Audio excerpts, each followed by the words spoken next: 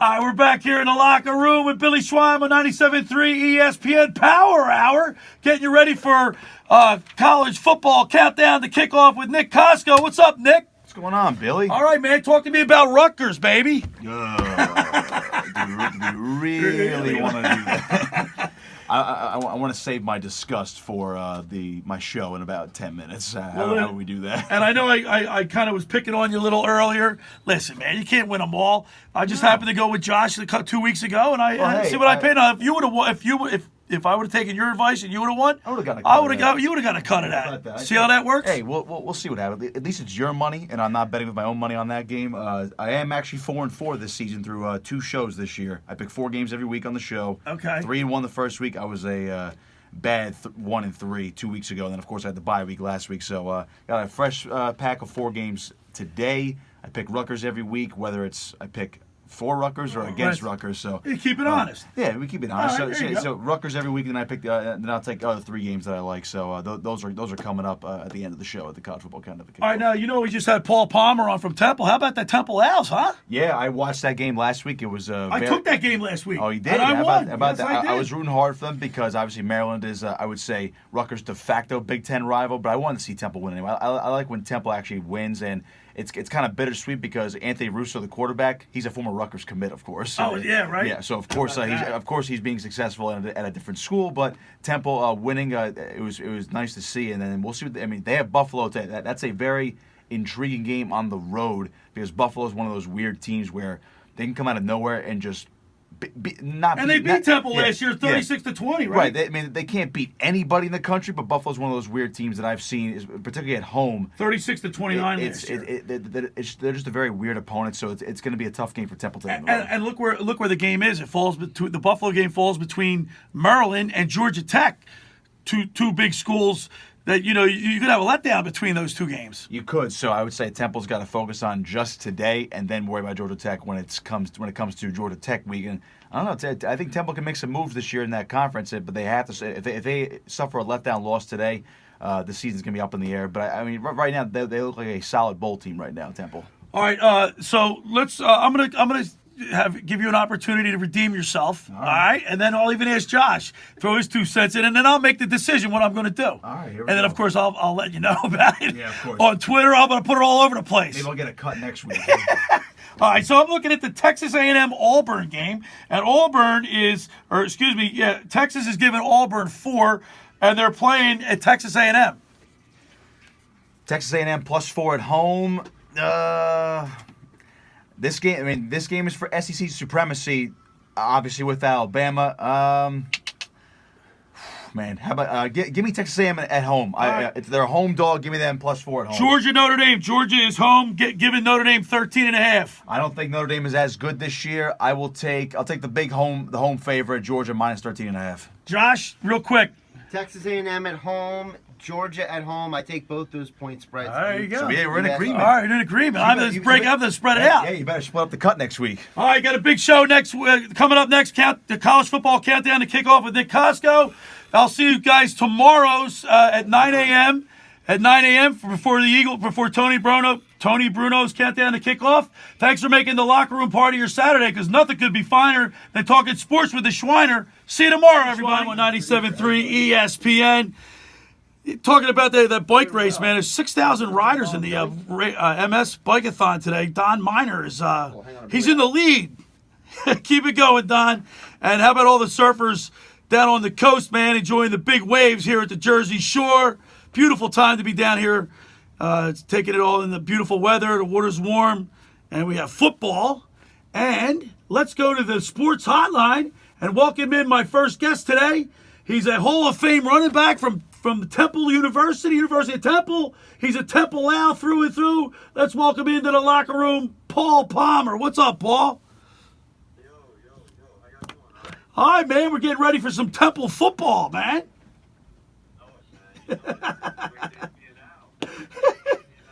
Hey, Paul, you're part of the broadcast. You're up there in Buffalo right now, getting ready to. You're part of the radio broadcast. You're also a Hall of Fame running back from the university, from Temple. I remember you playing vividly back in the day, and Yeah, I'm old. But yeah, man, and it's great that you're part of the team again. Yeah, that team was a pleasure, man. I get to hang out a little bit. I go to the locker room when I can. I try to slip into a meeting here and there. I eavesdrop in the locker room and in the elevators and everything. So it's a lot of fun. I'm enjoying being around everybody. And especially when you're winning. I know the season's early. We're only this is coming up on week 3, but the Temple Owls are off to a great start at 2-0. They've outscored their opponents 76-29 in the first 2 games. They beat Bucknell 56-12, and then got by Maryland 20-17. So it was a great win. Head coach says even though they won the game, they still made a lot of mistakes, and they're looking to clean this up. Yeah, you know, I think he's probably more so speaking of special teams. Even though they're not afraid to do a little stuff up, various special teams. I mean, we have an All-American kick returner last week, and it seems like every punt, excuse me, was fair court. So there's room for improvement. The defense is playing on fire. That's always a good thing when the defense is playing well early. That's always a good thing. But the offense is doing good. The special teams need to catch up for sure. Last year Buffalo beat Temple 36-29. So this isn't even though the Temple Owls are a 14-point favorite, this is not a walk in the park. They can't rest on their laurels of last week and take this team lightly. No, not at all. And Buffalo played Pitt. In the game, Buffalo played Pitt State well. And from what I understand, it's probably 3 of 7 Billy Riders expecting Buffalo to beat it. So, what the heck, man? So we can't respect. Right now, again, they're kind of we're expecting to win the first game. The second game, people weren't sure because Maryland had just beat Syracuse 21. They were 21 themselves. But I think people start to become believers. I'm looking at Temple's schedule. I mean, you're the Temple Owls are in the American Athletic Conference, which got hey, listen, man, University of Central Florida, Cincinnati, UConn, University of South Florida. The conference is it's got some good football there. Yeah, I think it's a nice conference for us. It's a great fit. I like it because we can travel. We have, nice cities to travel to. A nice for the game from a personnel standpoint, from an individual, personal standpoint. Good cities to visit. It is good competition. The American football players in the league, and it feels good for us. We're getting a lot of kids that are playing at the next level. We get an opportunity to play at the next level. So if you do well in the American, it says a little bit about what type of ball player you are. We're talking with Paul Palmer, a former Heisman Trophy runner-up in 1986. You were NFL All-Rookie team in 1987. You played for the Chiefs. Chiefs are off to a great start again. Paul, how does sports help you prepare for life in general after sports? You know what? For me, sports is just giving me like the opportunity is after life just to be to surround myself with great people. I'm blessed, man. I'm so blessed to have some of the most incredible friends in the world. And in a lot of instances, my friends are my example. In a lot of instances, I have guys I hang with, they're incredible fathers, they're incredible husbands, and I have, and I guess that's kind of prepared me for life. There's a lot of people I've been around and I've been able to follow and look at. I mean, even Coach Arian, the way Coach Arian is loyal to his friends, has shown me that's the way to be. Be a loyal friend and be true to yourself, and football teaches you the same type of thing. Hey, Paul, we've had probably one of your friends, former Temple Owl, and also a member of the Kansas City Chiefs, Kevin Ross. He's been a friend of the locker room. We've had him on. I played against Paul. I played against Kevin when he played for Paulsboro because I went to Collingswood. Okay. Yeah, I'll tell you, one tough customer. I'll tell you that. I don't know if you know Freddie Frank. Did you know Freddie? Yeah, I did know Fred. He just passed away. God rest his soul. Right, and I think they did something for him yesterday before the Collins went to game last night. But Kevin Ross is probably like the best teammate you could ever have. He's my teammate in Kansas City, and he was my teammate at Temple. He's reliable. You can always count on him. He'll always have your back. He's always someone you can just go to.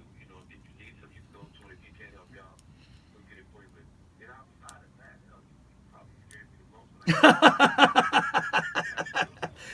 Yeah. Yeah. Hey, Paul. Paul, talk to us a little bit about Anthony Russo, because I mean, Temple's put out some. Temple's got plenty of guys that made it to the NFL. What do you see in this kid's future? Oh man, I tell you what, I love Russo. You just watch it. You just had a chance to just watch him around the way in which he interacts with people. He gives you the leader vibe. Big, big. You have no idea really how big he is.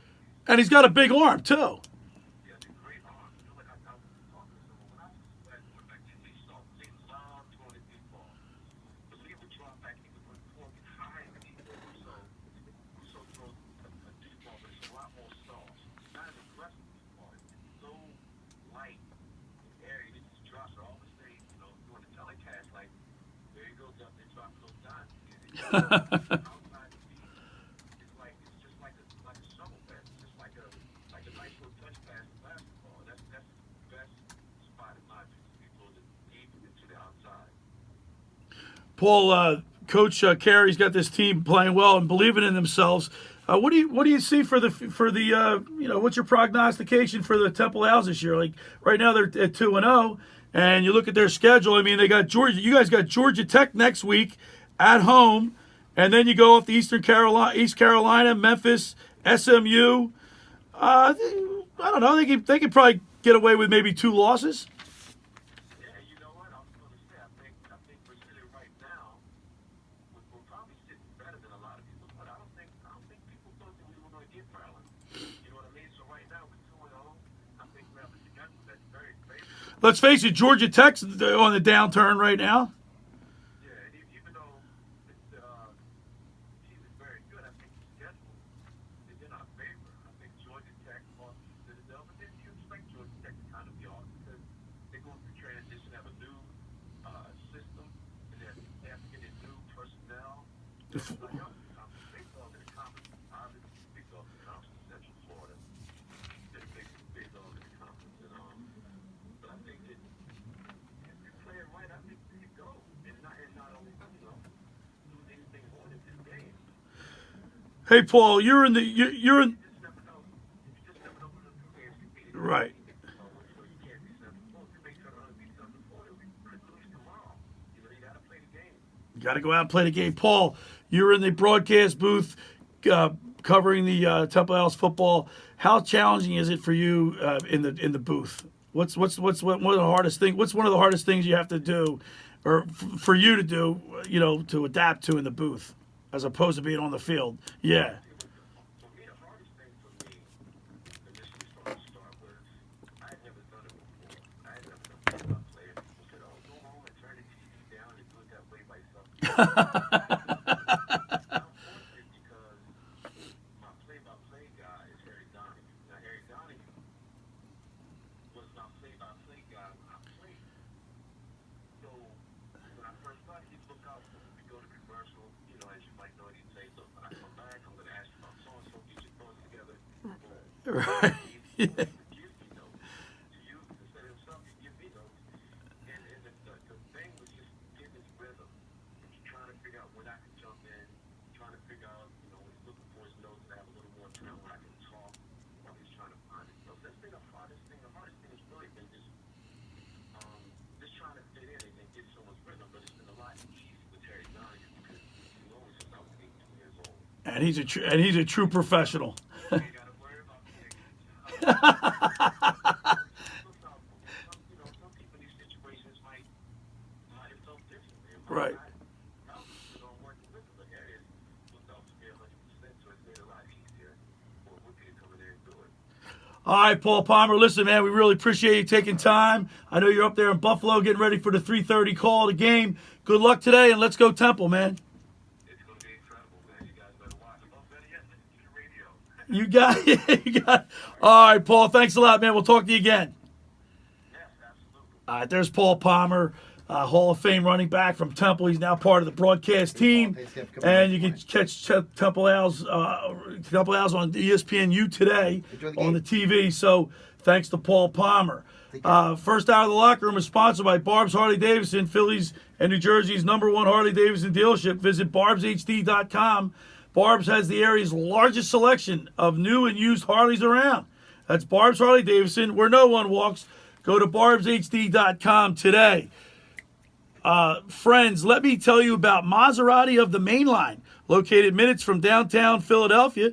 And they offer a customer-focused car buying experience designed to exceed expectations and invite you to stop in and learn about their entire line of premium luxury vehicles, including the sporty Ghibli midsize sedan and class-defining all-new Levante, the only SUV worthy of being called a Maserati. Maserati of the Main Line is a national leader in Maserati certified pre-owned sales, named top certified retailer in 2018.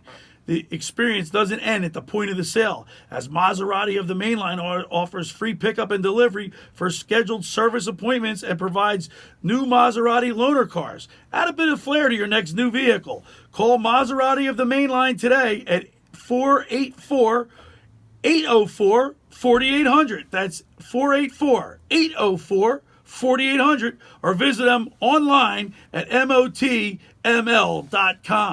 Hey, the Jersey Man magazine is the areas. You've probably heard of the Jersey Man magazine. It's run by ex-Philadelphia Eagle tight end Ken Dunnick. But were you aware that their private business network called the Legacy Club? Every month, they hold private monthly events at upscale locations in Philadelphia and South Jersey that attract 200 top business people. If you have interest in attending one of these events, see if it's a fit for your business, send them an email at ken@jerseymanmagazine.com. That's Ken at jerseymanmagazine.com, or call them. It's 856-912-4007. That's 856-912-4007 for more information. All right, when we return, we'll talk. Oh, I'm sorry. We have to do one more piece of business. Yes. Got ahead of myself. You can't forget about lunch. Reds Absolutely Jersey not. Mex. The original Rojo's Tacos, located at 11th and Haven in Ocean City. Tacos, burritos, quesadillas.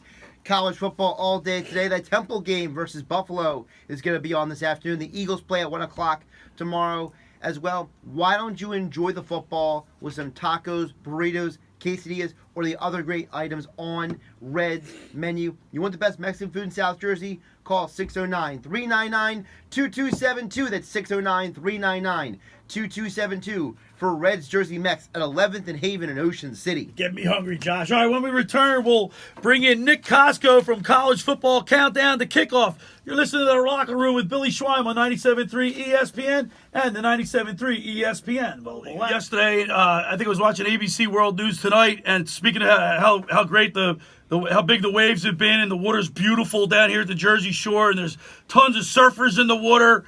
And there was a guy surfing up in Manhattan or up somewhere in New York, and it was a picture of him paddling. He was like heading out, and there was a great white shark right behind him.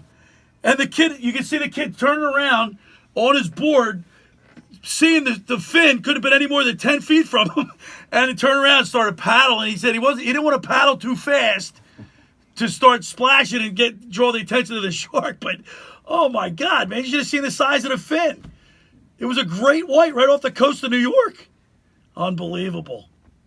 That was on the nightly news. Did you see it? Yeah. That made headlines, man. Yo, I haven't watched the nightly news. Well, that's because you work till like what, 11 o'clock every night? I was here till 11 last night, yeah.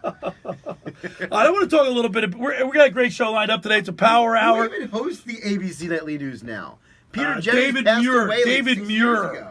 I can't stand, I watch it, but I don't know why I watch it. Anyway. What's your fault? I know. We got a power hour show.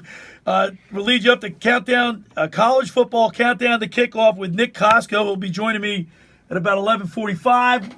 A little crossover action with Nick, talk a little Rutgers football.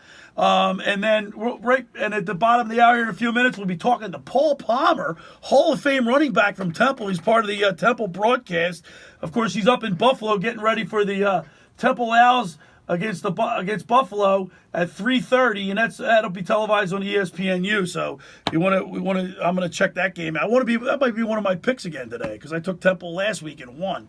And I'll pick Nick's brain. Maybe Nick can give me a good one at the end of the show today. But I want to talk about Antonio Brown because I was getting into Hard Knocks and watching this whole thing transpire with the Raiders, and it was fun listening to Gruden and all his knock on wood if you're with me, all that stuff. It was fun, and then of course it took a turn for the worse, and then he had to leave.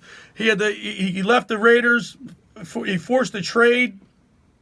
And he forced his own ouster basically, and then he goes to New England, where everybody automatically assumed that that's it. They're going to win the Super Bowl. Antonio Brown's the guy. He's going to. And I said people were jumping to conclusions because, once guys have an aura of negativity and things are always happening, that continues. That doesn't clean up for 9 times. Leopard doesn't change its spots, and it sure didn't change it on this occasion. And Antonio Brown's gone. I think there's something to be said for the fact that the Patriots believed so much in their culture because they have brought in other guys who have had off the field or checkered They past. brought in Randy Moss, right? He had problems when they brought him in. Again, he quit on the Raiders too. Yep. I mean, he legit quit on his team, and then the Patriots picked him up. They went undefeated that season. Corey Dillon. They brought in who is the wide receiver who was involved in the drinking and driving and he killed somebody. Stallworth. Thank you, Dante Stallworth. Yeah. By the way, he was an Eagle. He was an Eagle at one hot minute. But the point is that they have a history of bringing guys in. Now, they don't always work. Remember, Albert Hainsworth, Chad Johnson, they didn't work. It's not like the Patriots are batting 100% on this. But the problem is that I don't think, Bill, and you can tell me what you think of this, I don't think the Patriots did their due diligence on this guy. Because I think that they just thought, well, that's stuff that happened before he got here, and our culture is just going to change him. See, I think that people were assuming that I think too many people thought that he would change, and like I said, leopards don't change its spots. Well, the Patriots thought they could change him. Yeah, well, right. But everybody was jumping to conclusions. I was really kind of like everybody's like, oh, he's going to go to the Patriots. Everybody was on top of it. Once again, the Twitter world, everybody's all over it. And all I said, I threw some caution to the wind. It's like, hey, chill out because it might not work out. And sure enough, it didn't. Yeah, I honestly, I was on the air before he got signed, and I was surprised the Patriots did sign him, honestly. I was shocked. Because I didn't understand how an owner like Robert Kraft, who has a history of not wanting the Patriots to sign certain people. It was Bill Belichick who wanted to draft Aaron Hernandez. Kraft didn't want him, for example. You have an owner who's getting up there in age. The guy just had his own off-the-field issues himself, the owner. Right. How much riffraff does the guy really want in the building? Yeah, I'm shocked that he even went. Also, Bill, really quick, I'm even more shocked that the Patriots and Raiders both didn't know that there's a civil case coming with Britton Taylor. They both claim they didn't know. I have a hard time believing that. Well, not only that, Josh. Didn't this trainer? Didn't she work for the Raiders? No. Well, she wasn't a part of the Raiders organization. No. So, Brittany Taylor went to college with Antonio Brown. They knew each other from college, Central Michigan. Right. And he had went to her several years ago to start doing certain workout regimens. Right. Yeah, he wanted to become stronger core, more pliable, blah blah blah. And then they started having this kind of on again, off again relationship. But apparently, that's when the relationship took a turn because she started having interest in getting married. He still wanted to have his side girl. Sure. And that's where things got bad. Well, the problem is that I can't believe that in the world of, every NFL team has private investigators. They all do. The NFL, security. they have their own security and everything. We always joke about movies like Draft Day, right? Right. But there is a guy who literally goes to the GM and says, "Hey, boss, this is the information I have on the guy." Right. Give us your resume. You're telling me that nobody knew about Antonio Brown's? They knew, Josh, but they wanted to take. They don't. With someone of that talent, they don't care. People. You see, the Raiders took him. I bet you. Don't you think Don't you think that the Raiders knew from talking from people in the Pittsburgh organization of the cancer there. Well, the Pittsburgh organization, they didn't know about any of this stuff either. But the Raiders always have taken chances with players. It's like sure, the Raiders have always commonplace, been right? a little bit risque Right. in their adopt. Right. That's why I was saying I was surprised with the Patriots because I was shocked, too. Robert Kraft has always drawn this line about the conduct of the players off the field. Like, look, guys like Corey Dillon, Albert Hainsworth, Randy Moss, they were never in major legal trouble. Like, they were never accused of like domestic violence or any crazy stuff. Antonio Brown, over the last few weeks, we have found out that basically he doesn't pay people. He treats women horribly. He is a jerk to everybody, and he even goes as far as threatening people, saying, know, and "I they have got it pictures of your children." Not only that, they've got his text messages. messages. I know. Say, I mean, how stupid can you be? Like, literally. I mean, so you know what it is? Here, it's his incredible. arrogance. Listen, it's his arrogance. Some of these professional athletes are coddled their whole entire lives, get things thrown at them, get away with doing things that normal people, regular human beings, couldn't do because of they're such good athletes that people overlook some of the things that they do, and they have to look at Dykstra. Dykstra is a perfect example of a guy, of a star athlete who probably his whole life was given things, and reality doesn't set in. They do things without even thinking that there's no consequences because there's never been any consequences. The most eye-opening story that has come out about Antonio Brown is this one. During his last 2 years in Pittsburgh, he would get so frustrated about just stuff in general, apparently, that he would, walk around the locker room or walk around meetings and say, "Nobody understands what I've been through. Nobody understands where I came from. I had to earn my place," which is partially true. He was a 6th-round pick. He was a nobody when he came to the NFL. But guess who kept turning around to him and saying, "I know exactly what you've been through. I know exactly what you're going through. You need to shut up and get back to work." It's Mike Tomlin. Yeah. Because Mike Tomlin right. came from nothing. Mike Tomlin had to fight for his opportunities to coach in the NFL, which is even harder for some people to get. Think about how there's 500 players in the NFL, but there's 30 coaches. It's a handful of dudes who get to be a NFL head coach, and even a slightly larger pool that gets to be coordinators. There's a ton of players, but there's not as many coaches. So Tomlin would turn to be like, "Hey, man, well, I understand where you're coming from." Antonio Brown did not want to hear it. But Antonio Brown did obviously respect Tomlin for a long time until that ran its course, and then he did. He just realized once again the reality of how you act with people and how you act around people is just completely oblivious. He's oblivious to it. And one more thing before we hit the break, we cannot forget the fact that when did all of this riffraff start with Antonio Brown? After the brutal concussion that he had from Vontaze Burfict. Ever since then, all of a sudden, it's the Facebook video. It's all these other incidents. Isn't it interesting that this entire timeline happened after that concussion? So you're kind of alluding to the fact that it could be a result of the concussion? I'm not saying it's a result, but I'm saying it's a very inconvenient truth. Okay. It's an inconvenient truth, but what isn't an inconvenient truth is the fact that the first hour of the locker room is sponsored by Barb's Harley Davidson, Philly's and New Jersey's #1 Harley Davidson dealership. Visit barbshd.com. Barb has the area's largest selection of new and used Harleys around. That's Barb's Harley Davidson, where no one walks. Go to barbshd.com today. Hey, Ocean City's real estate market is red hot. You need an agent that has the knowledge and expertise to help. Contact Ocean City's top agent, Mark Rhymes. Mark has been selling real estate for 30 years in South Jersey. He can answer all your real estate questions and find you the perfect property. He's available anytime on his cell at 609-425-2042.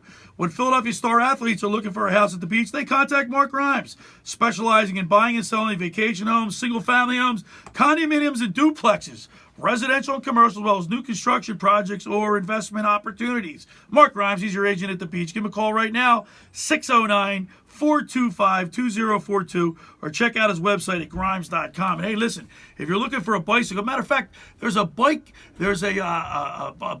today, a bike-a-thon for MS. Everybody's heading down from Ashland Station. There's 6,000 riders, bike riders in this finding a cure for MS. 6,000 riders. Don Miner's probably crossing into Egg Harbor Township right now. So good luck to those guys. But if you need a bike, buy a bike from Manarelli's Bicycles, located at 1014 Asbury Avenue in Ocean City. Owners Mark and Mike insist that after the sale, it's the service that counts, with a complete line of bike accessories and same-day repair services. Manarelli's Bicycles, 609-399-2238. All right, when we return, we'll be talking with Hall of Fame college running back Paul Palmer. You're listening to The Locker Room with Billy Schweim on 97.3 ESPN and the 97.3 ESPN mobile app. Good morning, everybody, and welcome into The Locker Room with Billy Schweim here on 97.3 ESPN. A beautiful, beautiful Saturday morning. Hey, man, sunny Saturday in September down at the Jersey Shore, and the waves have been huge, man. The surfers are they're going nuts, man. Big swell. My nephews have been out in the water. I know there's been just people up and down the coast taking advantage of the big swell, and I've been seeing some of the videos coming in. Just outstanding waves, man. The guys are catching some great rides, and hey, man, this is the beautiful part of like Indian summers down here at the Jersey Shore. You can't beat it, man. Get down to the beach. All right, the water's warm, the waves are huge. There's not that many people on the beach. You can relax, no pressure. Just a great time to be down here at the Jersey Shore. And, of course, football is in high gear. We're into week 3. You have, obviously, the Phillies and the baseball team isn't doing that well. And last night they took it on the chin again. And I'll tell you what, it even looks like the team, I don't want to say they're not trying, but you can see they're defeated. You can just read it in their body language. And the Phillies are 4.5 out with, I don't know, maybe like 11, 12 games to go. And they're done. For all intents and purposes, they're done. It's a shame. It's such a cool time. I mean, if your baseball team's in a race right now, there's so much extra juice. But we don't have it, and maybe somebody's going to have to pay for it. And maybe it's Gabe Kapler, because I don't know. I think he's made a lot of mistakes especially down the stretch. And we'll get into that in a few minutes. We've got a great show. We're going to be on for an hour today, a power hour. Then we got countdown to kickoff with Nick Costco, college countdown to kickoff. And then, of course, we'll have Rutgers football. A lot of stuff going on. You got the Antonio Brown situation, and I said it in a text. As a matter of fact, I retweeted it on Twitter on the 7th of September. While everybody was saying, "Oh, the Patriots are going to win the Super Bowl. He's going to the Patriots." All I simply said was, "Hey, man, everybody's jumping to conclusions that it's going to work out with him in New England, and cancer has a way of rearing its ugly head." And sure enough. Boom! Did you see my tweet yesterday about that, Josh? Bill, the fact that I did not see the tweet should not surprise you or disappoint you. Well, it doesn't disappoint me. It does surprise me because you're always on Twitter. Here's the thing. You tweet more than... I don't tweet that much. No, not that much. But you know what? I'm not into the tweeting. Like, I got to take Harry Mays' position. He's not into Twitter. I'm not really all that much into it. I got to get it out there. Harry tweets more than I do. Yeah, Harry does tweet. Although he talks it down, doesn't he? Well, I've heard him say it on several occasions. Harry's beef is with the other people on Twitter.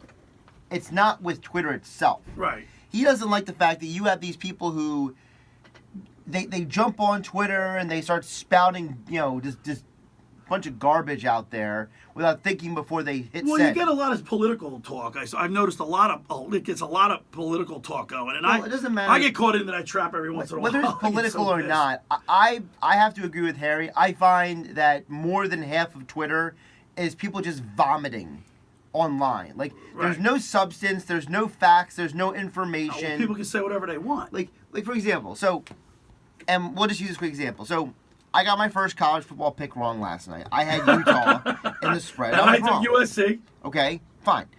But Aton tagged me in a tweet because he put money on the game too. Oh, by the way, I owe you. So we're being filmed, so I will pay you. I'm going to pay you what I owe you for your clairvoyance. Well, as long as you pay me something today, I'm good because I need gas money. But the point is that so Aton tagged me in a tweet last night. Right. Okay?